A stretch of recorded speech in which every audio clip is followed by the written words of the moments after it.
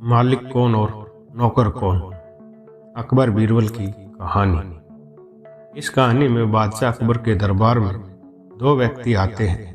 वो दोनों में से कौन मालिक है और कौन नौकर है, ये पता लगाना था।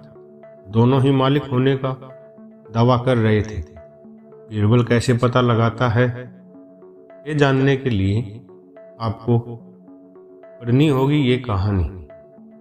एक दिन बादशाह अकबर के दरबार में दो व्यक्ति अपना झगड़ा सुलझवाने के लिए आते हैं। बादशाह अकबर ने दोनों से कहा कि बताओ, तुम दोनों में किस बात का झगड़ा हो रहा है। पहले ने कहा, मैं एक व्यापारी हूँ और मेरे पास बहुत सारी जमीन भी है, लेकिन ये आदमी दावा कर रहा है कि मैं इसका नौकर हूँ और इसकी पहचान लेकर मैंने इसके व्यापार, दौलत और जमीन पर कब्जा कर लिया है। दूसरे ने कहा, जापना ये झूठ बोल रहा है। वास्तव में मैं अमीर हूँ और मेरे पास कई एकड़ जमीन है। मेरा व्यापार भी अच्छा है और ये मेरा नौकर है।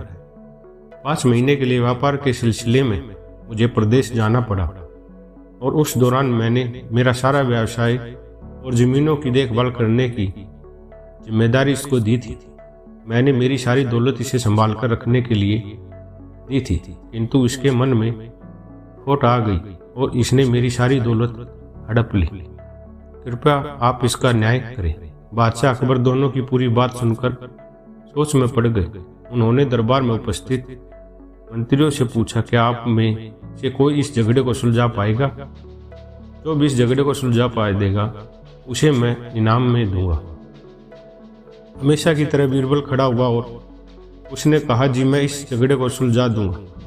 फिर बीरबल दोनों व्यक्तियों के पास जाता है और उन्हें कहता है कि शायद तुम्हें पता नहीं है कि मैं लोगों के दिमाग में क्या चल रहा है ये पढ़ सकता हूँ, इसलिए चाहता कर भी तुम दोनों मुझसे सच पा नहीं सकते हो। तुम्हारे लिए अच्छा यही है कि तुम मुझे सच क्या है वो बता दो।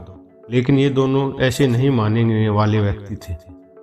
दोनों में से कोई कुछ भी नहीं बोला। बीरबल ने कहा, तुम दोनों मुझे सच नहीं बताने वाले हो तो अच्छा ठीक है, अब मैं ही पता लगाता हूँ। ऐसा करो, तुम दोनों अपने पेट के बल जमीन पर लेट जाओ। मैं अपनी आंखें बंद करके तुम्हारे दिमाग में क्या चल रहा है ये पढ़ता हूँ। बाद में मैं सबको बता दूंगा कि तुम दोनों में से सच्चा कौन है और झूठा कौन है। दोनों अपने पेट के बल जमीन पर लेट जाते हैं। बीरबल अपनी आंखें बंद करके कुछ देर के लिए ध्यान लगाने का श्वांग करता है। फिर बीरबल ने आंखें खोलकर एक सैनिक से कहा, जाओ और नौकर का गला काट दो।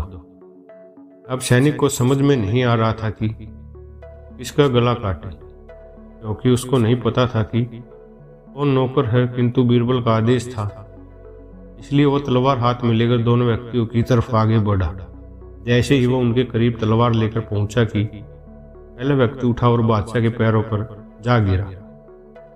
बड़ा वो व्यक्ति बादशाह से माफी मांगते हुए बोला, मैंने इस आदमी की दौलत चुराई है, मैं मालिक नहीं नौकर हूँ। इस तरह बीरबल ने अपनी अक्लमंदी से कौन मालिक है और कौन नौकर है इसका पता लगा लिया। बादशाह अकबर ने बीरबल को इनाम दिया। अगर आपको हमारी स्टोरी मालिक कौन और नौकर कौन अच्छी लगी तो अपने दोस्तों के साथ भी शेयर कीजिए और कमेंट में जरूर बताइए कि कैसी लगी हमारी स्टोरी।